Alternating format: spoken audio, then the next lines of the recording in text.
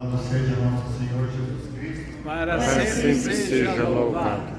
Vamos continuar hoje então falando sobre os dogmas marianos. Nós sabemos que a Igreja Católica ela vem lá desde Jesus Cristo, mas quando Jesus esteve aqui conosco, ele não deixou nada por escrito. Então todos os ensinamentos foram passados através da palavra. E até esses ensinamentos de Jesus, até o entendimento dos apóstolos, ficar bem concretizado naquilo que Jesus tinha ensinado, levou algum tempo. Então nós vimos na semana passada sobre o primeiro dogma. Aqui está a palavra em grego, Theotokos. Theotokos quer dizer mãe de Deus. Por que nós falamos primeiro sobre Maria, mãe de Deus? Porque se a igreja não considerasse Nossa Senhora Mãe de Deus, não teria por que nós termos esses outros dogmas. Não teria por que nós falarmos da virgindade perpétua, que falaremos hoje, nem de isenta do pecado original na semana que vem, e nem de assunto ao céu. Então, Maria, Mãe de Deus, foi o primeiro, até pela necessidade de primeiro se comprovar que ela era Mãe de Deus. Mas para se chegar em Maria, Mãe de Deus, primeiro a igreja teve todo o trabalho para que todos chegassem a outro dogma que nós não vamos falar agora, que é Jesus, Deus, uno na Trindade. Jesus é o Filho de Deus e é Deus. Nós cremos em um só Deus, em três pessoas, Pai, Filho e Espírito Santo. Nós vamos hoje então falarmos sobre a virgindade perpétua de Nossa Senhora. Virgindade perpétua quer dizer que Maria era virgem antes do nascimento de Jesus, durante o nascimento de Jesus e após o nascimento de Jesus. Maria sempre virgem. Mas por que a igreja acredita nisso, dessa forma? Por que nós hoje acreditamos nisso? Porque lá na era apostólica, os apóstolos e aqueles que vieram logo após os apóstolos acreditavam nisso também. Então essa doutrina veio se formando ao longo do tempo.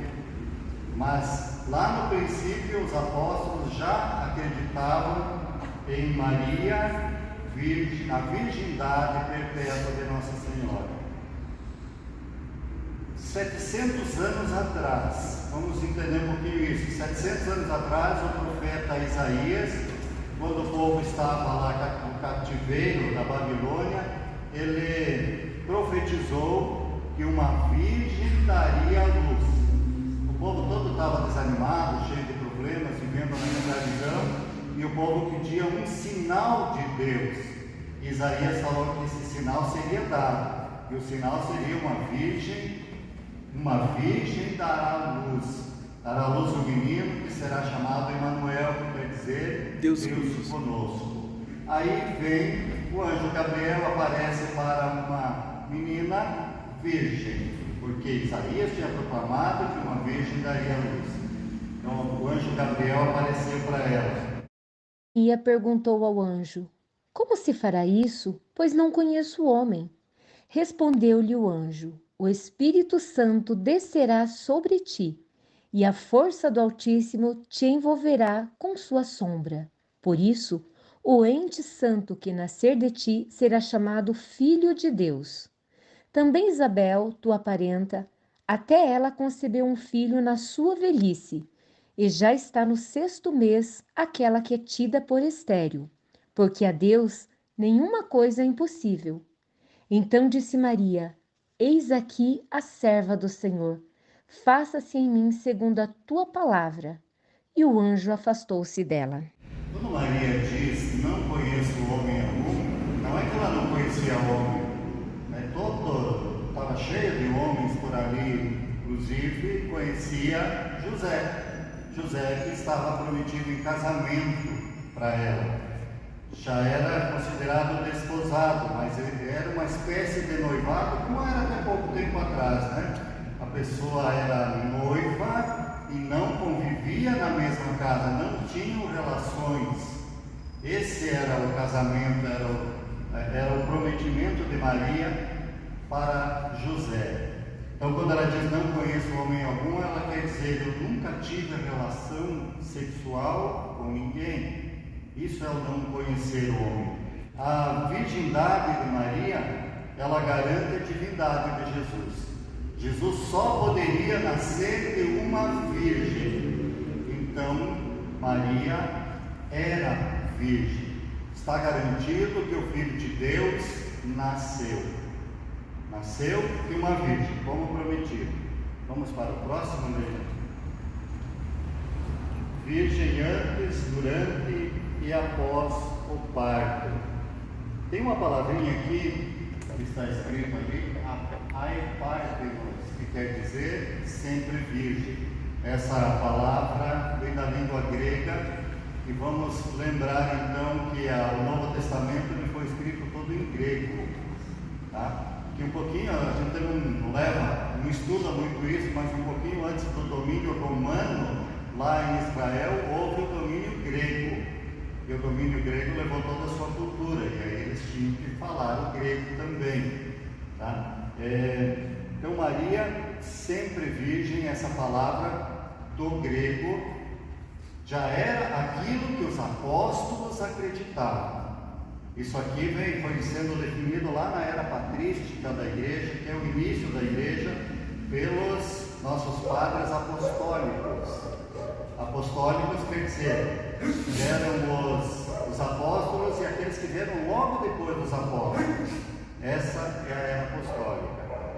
Toda pessoa que pergunte sobre os irmãos de Jesus, vocês devem ter ouvido e até ser questionado por alguns nossos irmãos protestantes, que eles falam dos irmãos de Jesus. Simão, a quem deu o sobrenome de Pedro, André, seu irmão, Tiago, João, Filipe, Bartolomeu, Mateus, Tomé, Tiago, filho de Alfeu, Simão, chamado Zelador, Judas, irmão de Tiago, e Judas Iscariotes, aquele que foi o traidor. Então, em Marcos narra o nome dos irmãos de Jesus, que foram ao encontro lá com Nossa Senhora. Aqui onde a Leila deu,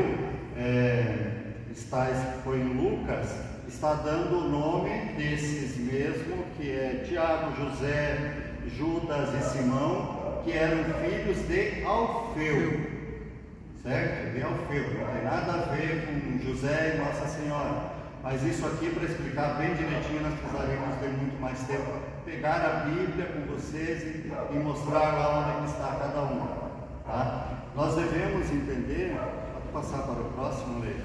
Nós devemos entender o seguinte: na língua hebraica e no aramaico, que era o que tinha na época de Jesus, não existia, e creio que não existe ainda, uma palavra para designar primo ou tio. Então, todo aquele que tem um parentesco de sangue é chamado de irmão. Por isso, quando Nossa Senhora vai ao encontro de Jesus, falam para Jesus que Maria, sua mãe, e seus irmãos. É porque não existia uma palavra para primo. Na verdade, provavelmente esses mesmos que são citados eram primos de Jesus, que estavam acompanhando Nossa Senhora.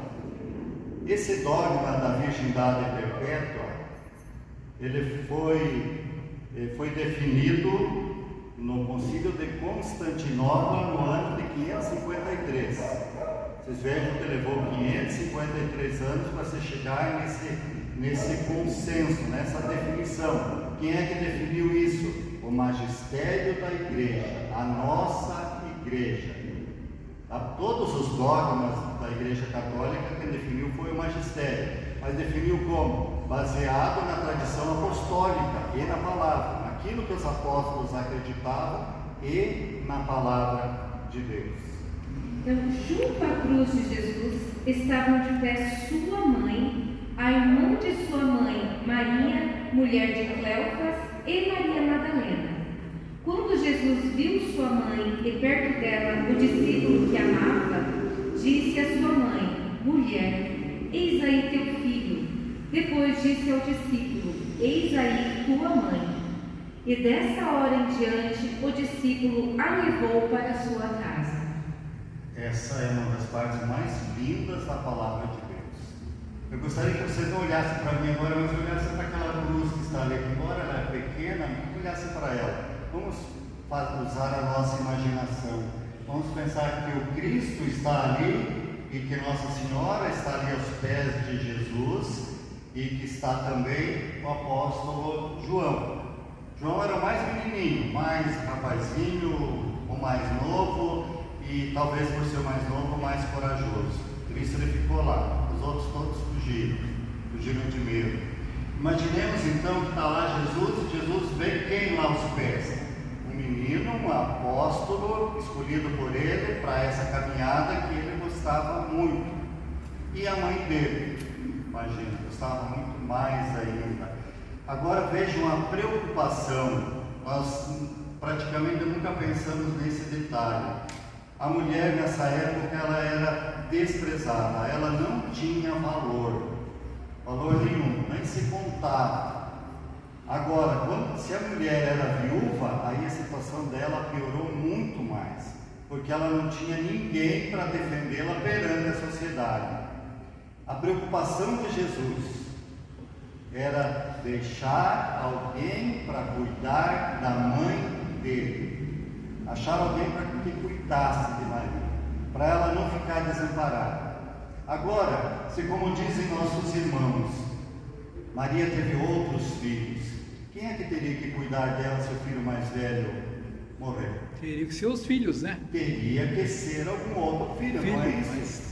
Agora há pouco eu estava conversando com um amigo meu aqui, ele está lá cuidando da sogra, porque alguém da família tem que cuidar. E se não tem mais ninguém da família, vai pedir para um amigo.